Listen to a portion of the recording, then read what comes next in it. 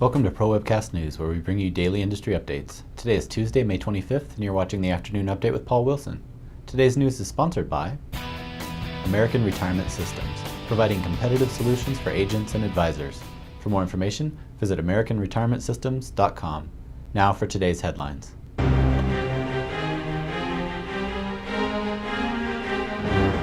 Single-family home prices remained unchanged in March, but declined overall during the first quarter due to renewed pressure before federal aid for buyers diminished, according to Standard & Poor's Case-Shiller home price indexes. While prices have rebounded from low points reached during the financial crisis, a combination of the end of tax incentives for home buyers and continuing foreclosures hint at more market weakness, S&P said. The S&P Composite Index of prices in 20 metropolitan areas remained unchanged in March from February on a seasonally adjusted basis.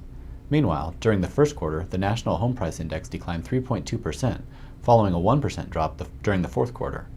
Finally, the 20-city index posted an increase of 2.3% year over year during March.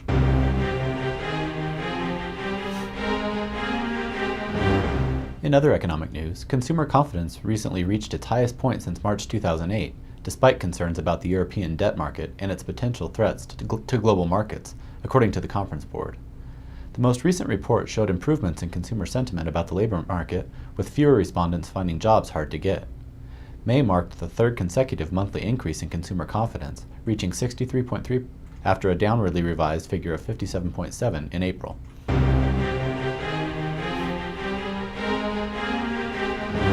In life insurance news, the first quarter of 2010 saw individual life insurance sales increase by 10% compared to the same period last year, according to LIMRA's U.S. Individual Life Insurance Sales Survey. The biggest improvement occurred in universal life, where sales increased 17% for the quarter, although they had been down 30% during the first quarter of 2009.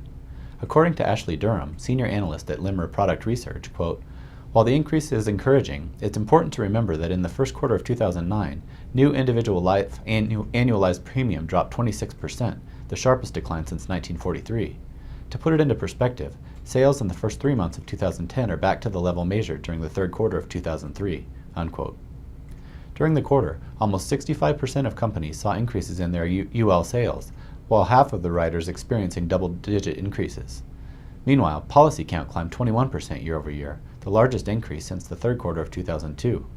In addition, new indexed UL premium grew approximately 50% during the first quarter, while whole life jumped 15%, the next biggest increase for the period. Finally, variable universal life was up 10% from a year ago, with nearly 40% of riders up, including 6 of the top 10 companies.